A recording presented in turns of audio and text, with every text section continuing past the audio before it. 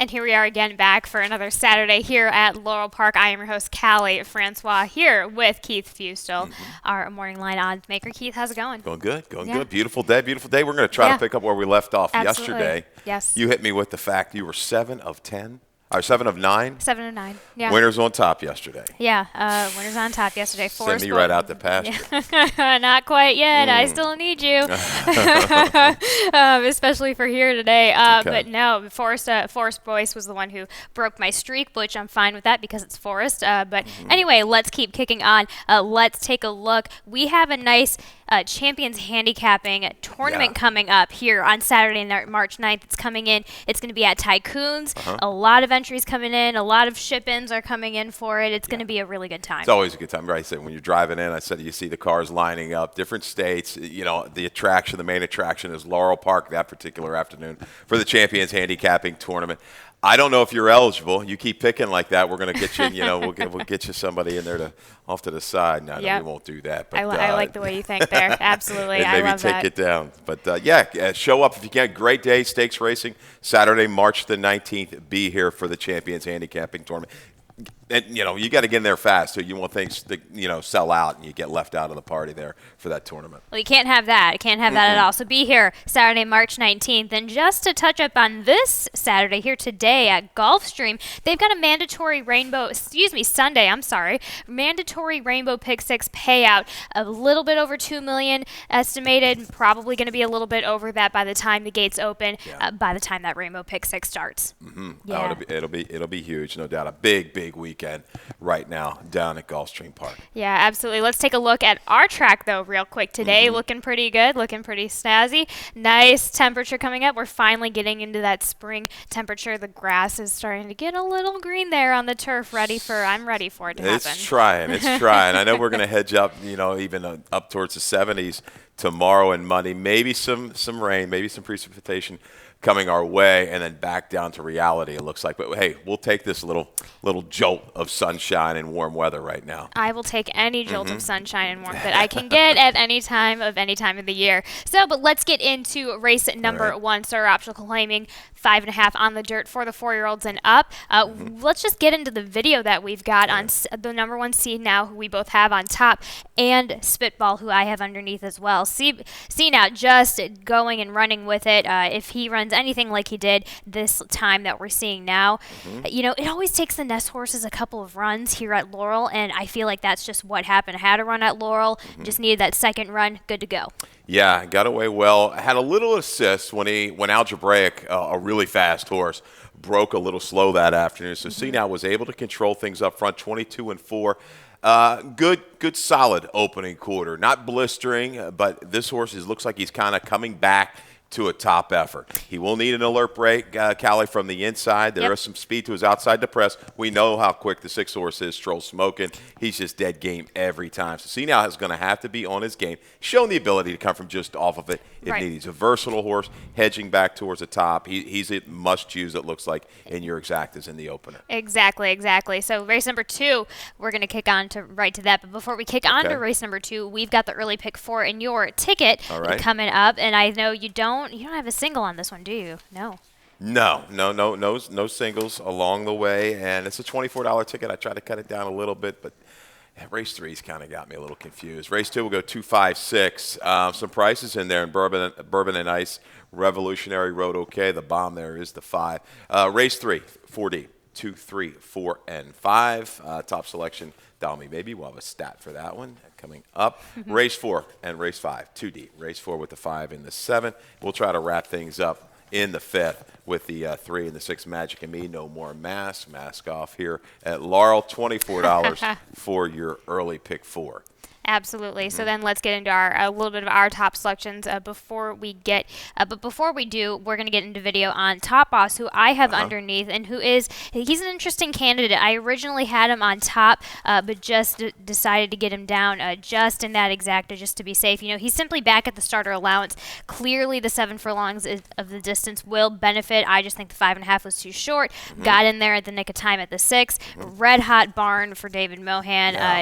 But the only problem is that this horse likes a little bit of moisture, but today we don't see the moisture on the track at all. It was rated good, but it looks pretty fair to me. I tell you, just dead game. I mean, I did not see this horse going on like he did. David Mohan was here, backed off a little bit, now reemerged and is winning at a big clip. We saw Swing West fizzle a little bit. Swing West had a great trip yesterday at a short price, couldn't get it done. Well, that effort that we just saw take a little bit out of Top Boss, the starch, because he's going to have to deal with a very fast horse in Rockenfeller's to his inside. I don't know if he's as fast as Rockenfeller's. Rockenfeller's had a little trouble breaking the last couple, but he's going to make a mission. His mission is going to be get to the lead. So I'm looking for somebody to rally from off of it. I think Military House is going to be an awfully short price for Ness. We'll be able to sit and track. We had an awful trip last time. Go back and watch it. 6 wide the first turn, 4 wide the far turn. Made a bid and fizzle. But Bourbon and Ice, this is kind of a bomb, Callie. This horse closed against the bias on the 10th. Wolfman came back off the claim to win. Little Bowl Bandit didn't run terribly fast, and another horse came out of there. So I'm hoping things come back to this horse. He's your value along with the 256 box. Box these 3 in race number 2. Absolutely. Race number 3, maiden claiming 10 mile on the dirt here for the 3-year-old girls. Let's just check in with your top selection, the number 5, where we have a stat for Dial Me Maybe and Hugh McMahon.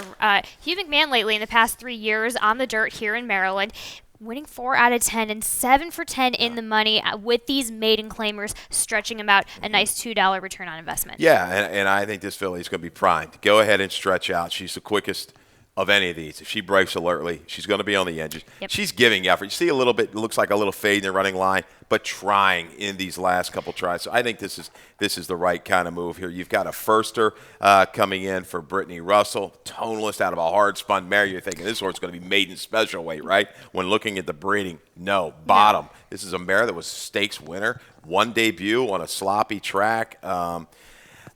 You've got Toledo, so they're shooting. Works kind of pedestrian like. Maybe she just wants to go long. That's what it is. You want to go long and dropping down at the bottom. I'm just looking at the work tab. It just, to me, it seems like Red Wine Time is just a little bit of a plotter going along there for Brittany Russell. And again, I agree with you. Party Monster. I think Feliciano, all of his horses for the most part have been running pretty well. They've just been getting a little bit unlucky. That was a nice little change up that we saw last time out, and I think I think it's mostly appreciating that 2-turn distance, which I think he'll be fine with the 1 today, but I think the Feliciano barn is going to be starting to show up a little bit more as the weeks come over here. She showed really nice improvement, stretching back out to the mile and 16th. Didn't have the easiest of trips either early, but a good ride by Ruiz after that.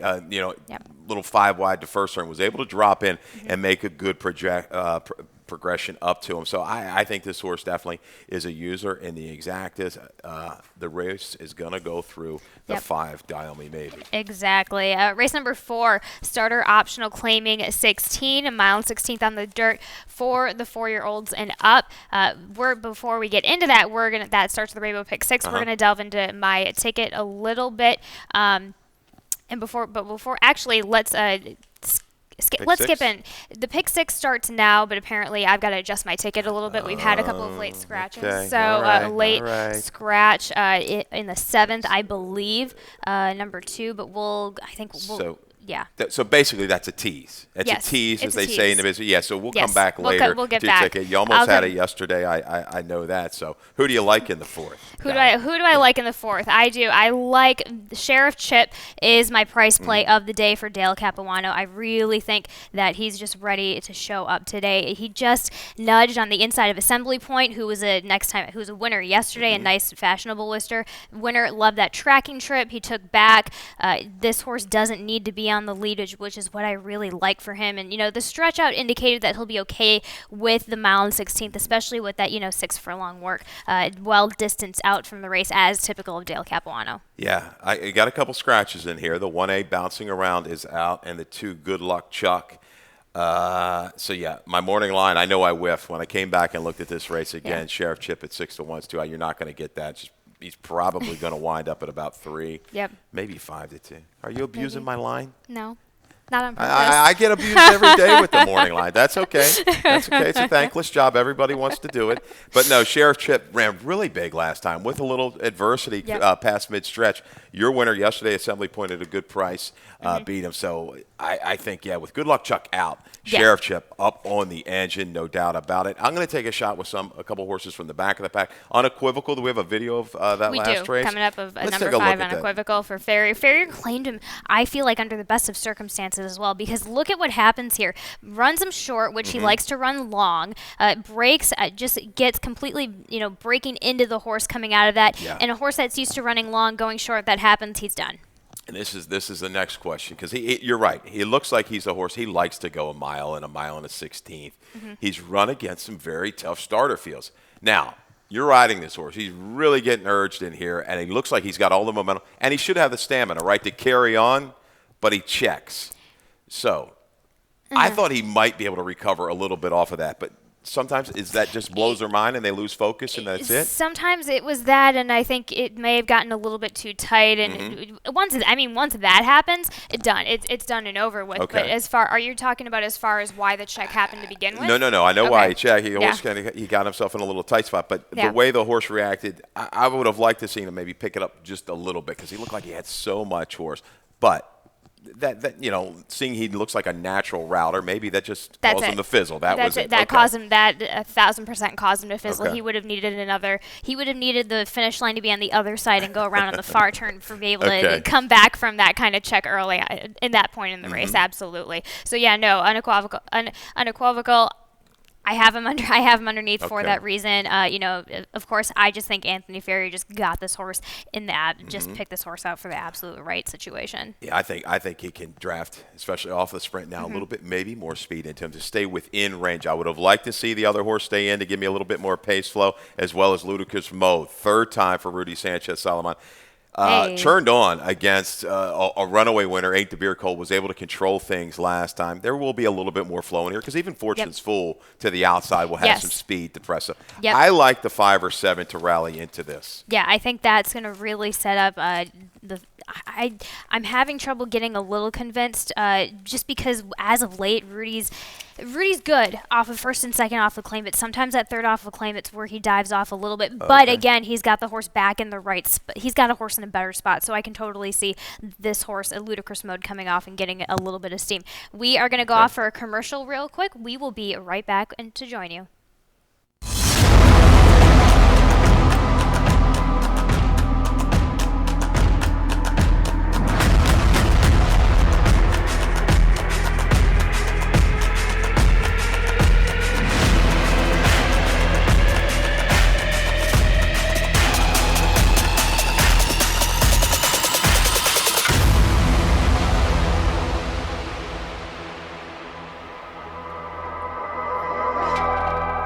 Welcome back for race 5, where we're at a claiming 16.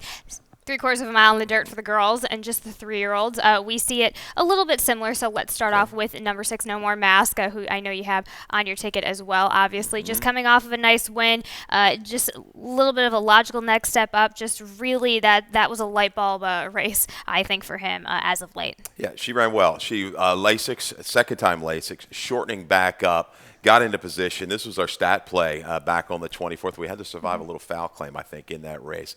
Little drifting going on through the stretch, but we survived it at a good price of 4-1. I think she's poised right back. She's cycling in the right direction. She's moving forward. Kimi Chardonnay looks to be the speed of the speed. She looks the quickest and may be able to clear. But I think with Acosta, again, shortening up a 16th will get put into the race probably by the 3/8 pole. I think she's going to be up there. She can churn it out, grind it out against this group. Magic and Me, I think, is the biggest threat, in my opinion. I know the 5 is dropping, is going to take play with Forest Boys. But I'm between the 3 or the 6 here. Magic and Me dusted the Field of Maidens last time and had plenty left in the tank. Another one, improved, 4th Lasix, right off the claim.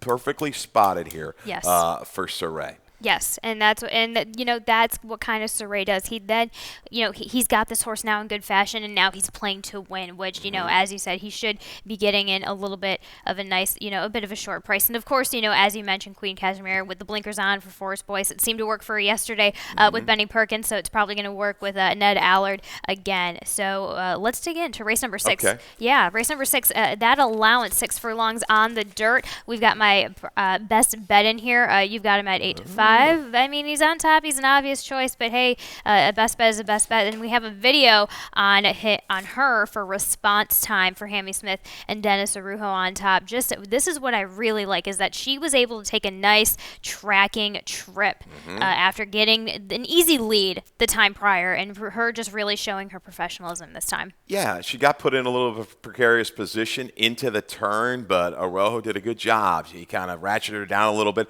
and she took that firmer rating. Some horses will fight it and not kick on. Not the case for response time. He shifts her out, finds clear sailing here at the 8th pole, and really kicks on nicely to win going away. So you knock out the State Bred A other than. We're going to come back to the Open A other than. This is a step sideways to me for this. Maybe Agreed. even a little step down, considering this particular group. Nice horses, don't get me wrong. She's dead sharp. She's speed. She breaks clean. She's going to be drugged to the front today. Exactly. You're going to have to beat her from the front end. I don't think she's going to rally into it with a good break. Yeah, I mean, and even if she doesn't get the lead, I mean, she's proven that she's able to handle that rail type of pressure, that rail type of experience. And you were mentioning some horses don't like it. Some, for the most part, when a rider gets into them and kind of makes them sit back a little bit, fillies usually love it. Fillies usually love it more than the boys. Okay. So and then we have behind the couch just on the outside, who is going to be taking essentially might be taking the same type of trip.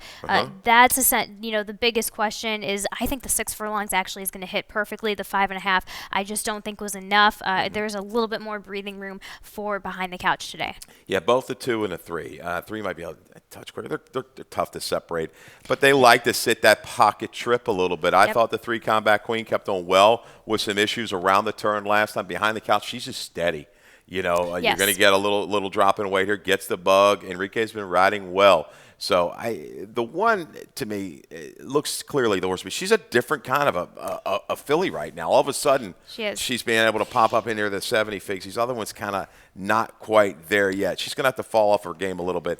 1, 2, 3 to me. The 5 did run well with some trouble last time. If anybody kind of makes that move, that next step, jump up, I would think it'd be Tritone Gal from off the pace here with Butterfly. Yeah, and then I've got the 4 who knows what underneath. Just that ship over from Penn, getting some positive experience, looking to come back to repeat that performance, but we'll have to clearly step it up a little bit today. Race number 7, claiming 16, 6 furlongs on the dirt for the 4-year-old. Fillies up this time, and we see it slightly similar, which I always like, but let's check in with the number 5, my top selection. First, Lightfoot Miss for Dale Capuano and Carlos Lopez.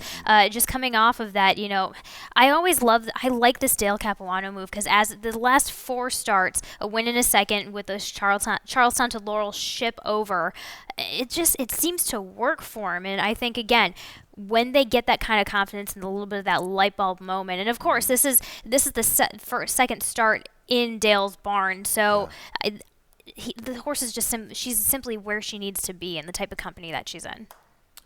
I think I'm going to treat her almost like a first-time starter. I know she's run 7 times. She's been off 311 days and dusted a field at Charlestown. Now, the horse that she beat has recently run like a high 50 number. The rest of the field, not so much. But she ran, 50s, low 50s first 2 starts back for Mott against Better. She's newly told. I've been working. It looks like okay coming into this. It catches kind of a little bit of a suspect field. I think she's going to be tough from sitting just off of it. It'll be interesting to see if what kind of speed she shows. She really hadn't shown a ton in the past, but you could see a change here, a kind of a new horse here at 4. Strike Magic, my top selection, looked home free around the turn.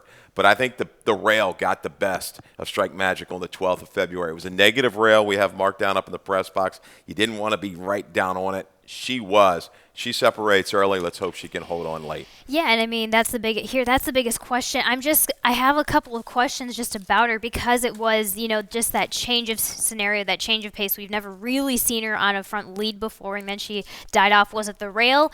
Was it the fact that she was on the biased rail, she wasn't comfortable on the rail, or was it the fact that horses just came in to pass her? Because the last one we saw her was on the turf, and she was the one passing horses. So with her, I just want to feel her out a little bit. I want to see another run out of her to see what we've got for her today. Race number 8, allowance optional claiming 35 on 7 furlongs on the dirt. For the girls, we've got a video on both of our top selection, proper attire for Jamie Ness and Jamie Rodriguez, coming off of a nice win streak here at Laurel, keeping this horse at Laurel once he gets there against Fraudulent Charge, who was a winner next time out. Yeah, fraudulent charge, 1-5, and just didn't have any fire here. You know it was going to be trouble for her. Leaving the 3-8, she gets put to pressure, and you thought she would have just cruised up to proper tire. But proper tire, this is now 2 for 2 off the claim. She's going to try to go 3 for 3 this afternoon. Now there she is. She's kind of wandering all over, stumbling, bumbling. We just like some nights down at Colonial Downs back in the days, right? Getting back from the hospitality house or something, right down on Route 60. But no, all over the place. But she's got something left in the tank to hold on. Again, she's the fastest. Can she stretch it that extra furlong? I think she's going to be tough. I think she can do it. If anybody's going to come and get her, I'm kind of against the favorite. Try and beat 7-5, shorter price. Maybe juror number 4. Give it a little time to freshen, get back to things. She's flash talent to me. They keep protecting her, obviously, later down the line. You look at her breeding, certainly. But I think maybe she rallies into it, too. Yeah, and I think, again, coming off of that little bit of freshener, I think that's what she needed a little bit. She didn't get any breathing room last time out. She was kind of chasing and going after it every single step of the way, and I just don't think she liked it. There was a chance that I don't know if she loves the off going to begin with anyway. So with her, I've got some faith in her to back it up. But of course, you can't go against the proper attire in this race. Yeah, a lot of money. The 2's going to draw a ton of money here. Finding Fame, no doubt about it. She's shown a lot of talent. You're able to run in the mid to higher 70s right off the bat. As a 3-year-old. Trombetta off the layoff. First time Trombetta. Yeah. I'll be interested. Just for the value. She's going to be used underneath. It's just not. She's going to get overbet, I think. I see the same thing with her. Yeah, all right. Definitely. Race number 9, maiden claiming 10 for the 1 mile turn for the 3-year-olds. We both have the 8 on top, Holiday Avenue for Anthony Ferrier and Arnaldo Boca Chica, with just coming off of, this is just an Anthony Ferrier first time start, and you just can't deny he's 27% first time after the claim. I think they're just going to completely change the style of what this horse needs. The last time we saw this horse run really well and almost break his maiden was at the 1-turn mile back in October. That's where this horse just needs to get. He just needs to get a little bit of that clearance. This is an aggressive move down, because the numbers weren't awful leading into this race. They could have waited and run back for 16. So to me, Holiday Avenue is going to run really good, like 1-2. Yep. Or not good at all. Yes. The way the barn's been going, they had another win I saw even last night up the road. So Holiday Avenue should be able to take up a tracking position. Has enough tactile speed to lay close. Boca Chica is not going to let him get too far away. He wants to be forward. He's used to being forward in races. So, he tracks from the 4. Let's hope he can kind of take over somewhere top of the stretch and go on with it. If not, there's a host of some others that could get the job done. So leaning, I'm going to go 4, 5, 7 underneath. Yeah, I'm going to go 6, 5, 4 underneath. Interesting. He rolls the way that horse trains in the morning. I've seen it, and I could see that horse appreciating the longer distance. And then Uncle Lino and Great Notion both 24, 25% with their second time start, and Uncle Lino 25% with the first time rider. So has the back breeding to kind of support him and get him over the distance. Yeah, it'll be interesting. Like I say, I'm keying on the 8. If he's not there, I'm out. Far from second time gelding, another second time gelding, angle into 5, who's dropping from New York. We saw a horse like Illustrious. He kind of beat a similar field a couple weeks ago. So there you go. There you have it, 8, 4, 5, 7 in the nightcap. End of nightcap, and there we go. And we're going to hit up our lightning round really quick. A couple of things to bring up for today.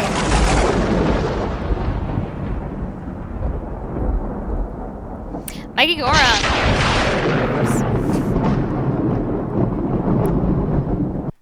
Mikey Gorham getting 3 wins yesterday, some with John Ovello and Jaime Rodriguez just coming, and a couple of them were first or second off of the claim, further just kind of giving into that really nice stat that we have for him. But let's move on to the Maryland Renaissance Award. I'm just going to list off all of these winners from last year. We've got Aloha West, Maryland bred champion sprinter. We've Brittany Russell, of course, Maryland Trainer of the Year, having a wonderful year in 2021.